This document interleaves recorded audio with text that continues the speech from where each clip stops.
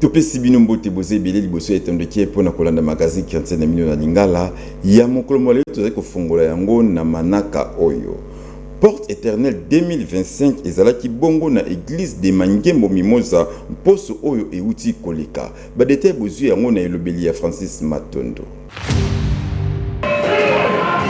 Ezalaki bongo mokolo ya mercredi, jeudi pe vendredi ya mposo oyo euti koleka na Mangembo Mimosa. Porte éternelle 2025 na mama na likambo sacerdoce royal. Na boye mokolo ya mercredi, ancien Sergio Bokongo afongolaki biso bamimoniseli. Kasi na tinda na yango bandeko nyonso oyo bazalaki wana bango bazangaki maloba te. Mate ya lelo édifié biso kolatsa que toza biso moko nde ba sacerdoce. Donc lokola toza na sacerdoce et royauté, biso moko nanu d'abord, nzamba sayelaka biso lokola ba sacerdoce. En tout cas, j'ai aimé et ça s'est bien passé.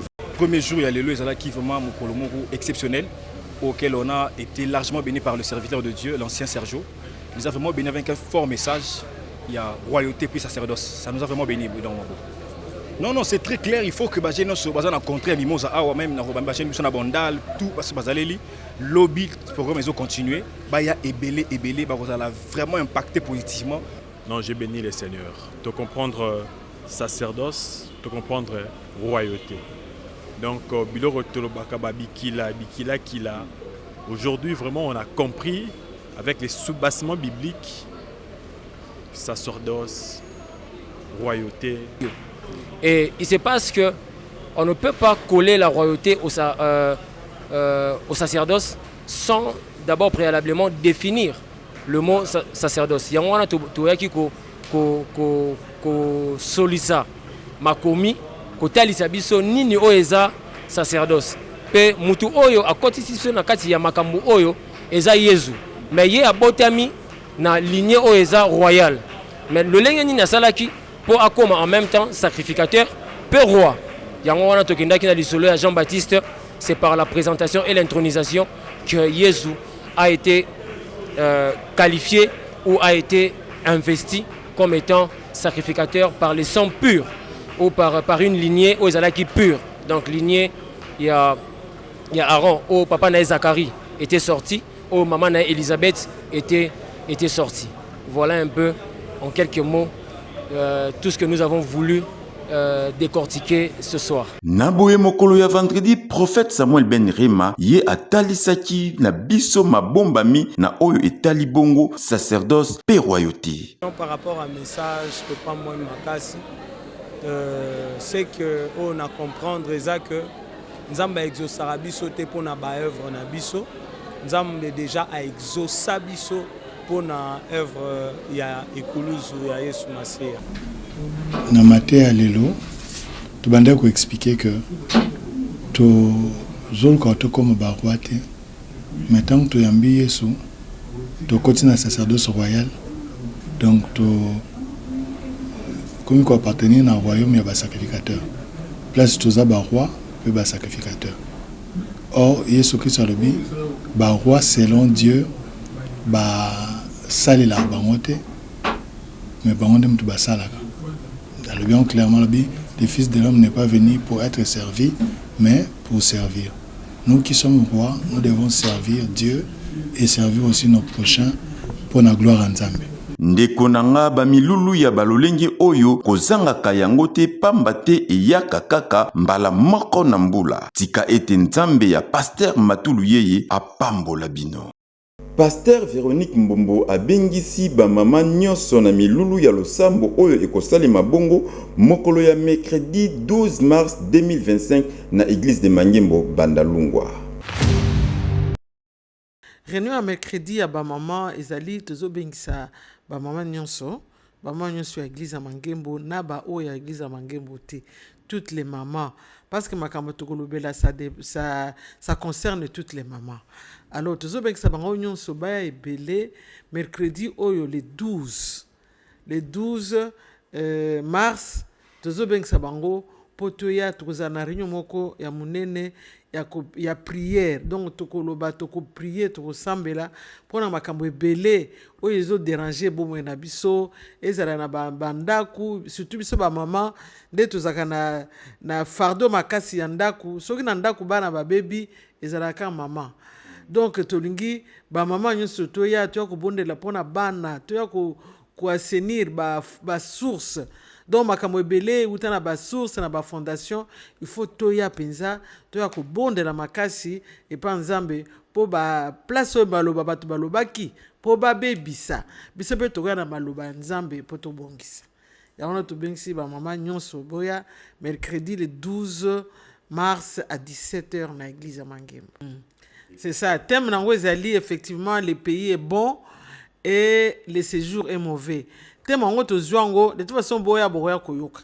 Totirango na 2 rois 2:19 oyo l'ère Élysée ayaki ba ebisi ke mboka eza bien mais ba source mama eza bien te. Alors prophète Élysée asengaki mai bakendeki tina source. Lero bakena source ya mai eza mabe ba source wana batie mungwa. Lero batie mungwa mai komaki bien. Biso pe tokoya na ba mama tokende pe na source na biso eza nzambe. Lero tokende pa source makambo ezotungisa biso tokende tozongi kuna na source pa nzambe toyebiseye papa le pays est bon mais makambo tozo vivre na mboka eza bien te.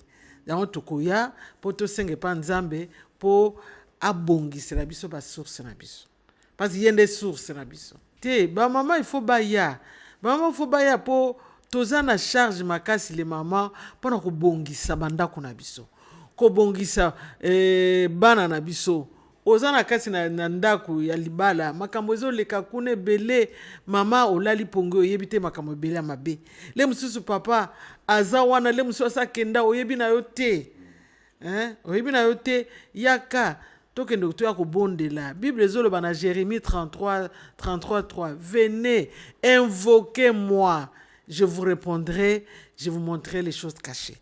Na sengi mama nyonso aya toya kolela toya ko invoquer et pas nzambe po alakisa biso place eza mabe neti yeso alakisi neti aza source toyebi ke ekubonga.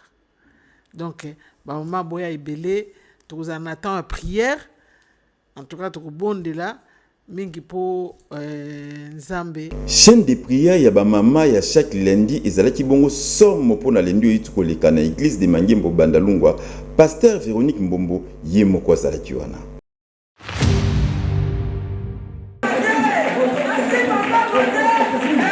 eyindaki lundi oyo na chaîne de prière ya ba mama oyo ekambamaka na pasteur Véronique Mbombo na église de Mangembo Bandalungwa. Na boye ba mama bazalaki lisusu ebele pona koluka elongi na nzambe. Na mateya na ye mama Astrid Kabalo Mulamba abetaki pensa sete na oyo etali bongo bizaleli ya ba mama tope responsabilité na bango na kati na mabota. Kasi boyo kalolenge nini ba mama bango balobi. Yango à cause de ça ndeto yaki lelo to sambeli nzambe pona nzambe amema ba vie na makambo nyonso ya ba vie na biso na bana na biso na mibali na biso. Elekani vraiment très bien mosali na nzambe pasteur Véro abondeli pona biso en tout cas elekana ki bien. Kazolobela ba maman nyonso ba jeune fille vie nyonso se prépare na prière. Oko vanda na ndaku te olobaka non nazobongisa kaka oyo ezomonana au-delà oyo ezomonana eza na oyo ezomonana te okoki kobongisa ngo kaka na kati ya prière. Bon, en tout cas, à part la prière, toza na makambo belé c'est pas ça parce que on est de maman, tokoyaka poto bondela te, tokoya pe poto yekola. Ndenge ni mwasa ko vanda na libala, ndenge ni mwasa ko gérer mobali, ako gérer bana, ako gérer pe société. Bon, nazo benga ba maman nyonso, o ba vaya na ndako bazo sala eloko te.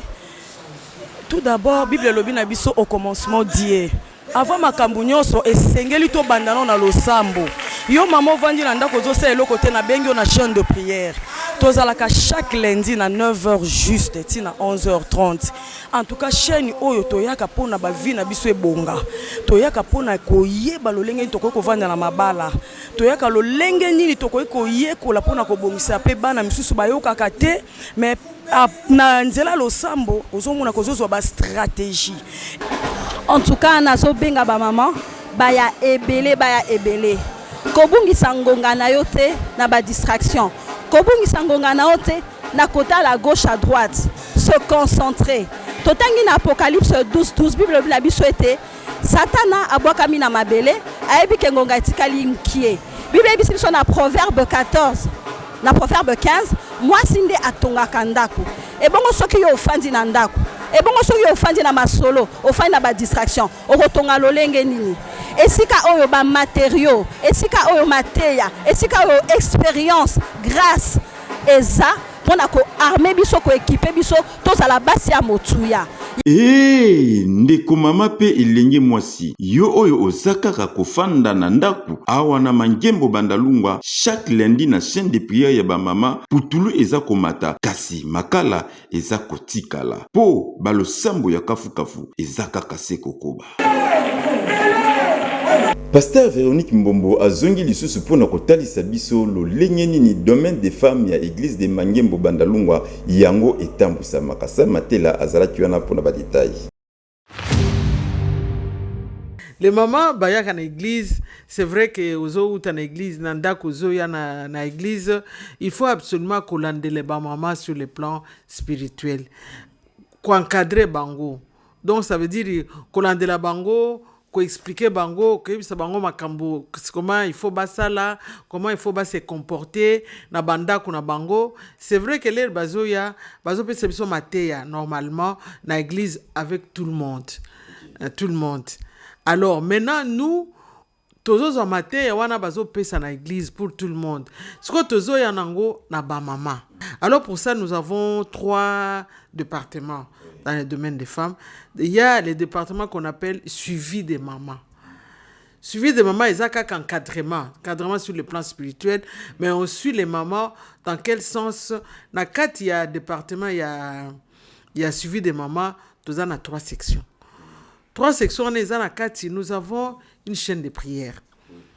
Nous avons la chaîne de prière pour toutes les mamans. Nous avons la section, nous avons la section ce qu'on appelle louange de femmes enceintes. Louange de femmes enceintes, chaque samedi à 9h. Nous avons la louange de femmes enceintes. Là, zemi bandi, tolingaka zemi wana boyenango, toye kotika ngo na maboko. À part département, on a suivi des mamans, nous avons un autre département qu'on appelle accueil et communion. Et à part ça, nous avons un autre département qu'on appelle Déborah. Département Déborah, des femmes qui s'élèvent pour la prière. Pour la prière en général. Les femmes qui s'élèvent pour la prière. On prie pour l'église, on prie pour les départements, on prie pour les domaines de femmes, on prie. Donc ce sont des femmes qui s'élèvent comme Déborah. Et là, il y a l'intercession et puis il y a aussi l'évangélisation. Donc nous sortons dans des quartiers pour aller chercher les mamans. À Wenze, tukena ba quartier, tokei ko yebisa bango, on va leur parler de la parole de Dieu pour ba maman wana pe ba bongwana ba rejoindre biso à l'église. En principe pour maman ou bien jeune fille aya na ba département oyo, il y a des conditions. Des conditions là, c'est comme l'église a mis des conditions en place.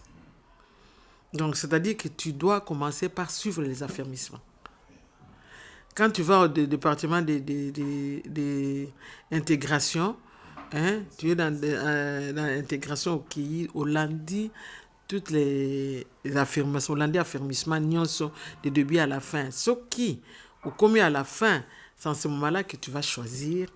Moi, je veux, alors, et bongo na ngambo ya domaine de famille ya église de Mangembo Bandalungwa ancienne Christine Mavuvula wanatu ye motambusina yango alobeli biso pe apesi ba détail le lengeni ni bango pe batambusa makabola ndaye na micro ya Sam Matela.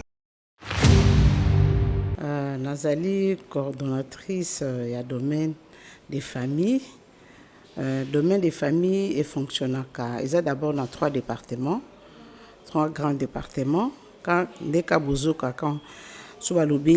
on parle de la famille, c'est-à-dire tous un couple, autobengaka département ya counseling, et puis tous un les hommes adultes tobengango département des hommes, et puis département des hommes tout courant, et puis tous un département ya Dorcas. Département Dorcas c'est ça le cola social à l'interne, social interne où il y a 4 église na biso pour tous un social mi balé social sous externe mais c'est ce que tu travailles dans le domaine des familles na social où il y a interne il y a église na biso ndenge tolobaki département ya counseling et s'occuper plus na ba couple marié na ba fiancé, c'est-à-dire d'abord assistance spirituelle.